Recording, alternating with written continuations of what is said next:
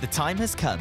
Now you have the chance to decide the winner of the Porsche TAG Heuer Esports Super Cup OverTake Award. Which was your favourite overtake in one of the leading sim racing championships? Just head to overtake.gg/PESC vote and cast a vote. You have time from Saturday 10th of April until 26th of April. Hey everyone, Matt Trivet here, and in this video we're going to show you the 10 eligible candidates that you can vote on for the Overtake of the Year award from the 2021 Porsche TAG Heuer Esports Super Cup by iRacing. For our first entry on the list, we go all the way back to the start of the season at Interlagos, where Maximilian Benecke, who is always aggressive and equally as impressive, came from a very poor qualifying to 13th in the sprint race, and on the last lap of the feature set himself up brilliantly out of the final corner for a draft battle to the line to take second place over Mitchell de Jong. At the second round of the season in Barcelona, it was Sebastian Job who showed us, with a high-speed move through the S's, just how daring that he can be.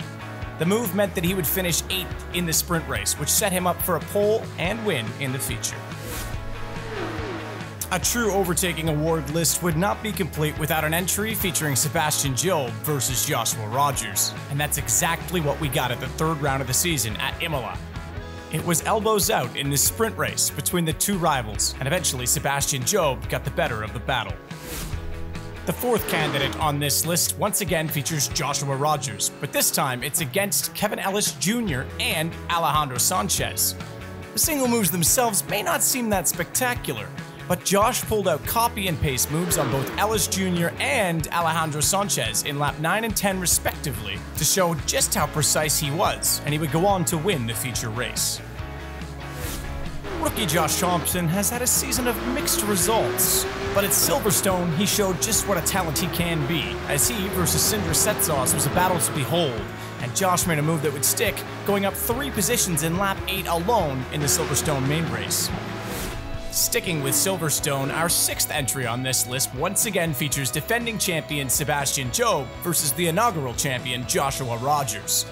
This time, Sebastian, having lost places early with a collision against Tommy Ustgaard, makes a move on Joshua Rogers that showed the skill of both drivers as they left incredibly tight racing room, but it was Sebastian Job who came out on top, and in doing so, secured a home Grand Prix victory.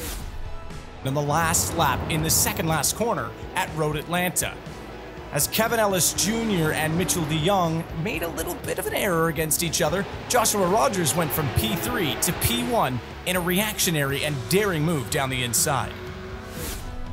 One of 6 rookies in the field this season, none have been more impressive than Charlie Collins, when he passed both last year's 3rd place finisher Alejandro Sanchez and the defending champion Sebastian Job at Spa-Francorchamps.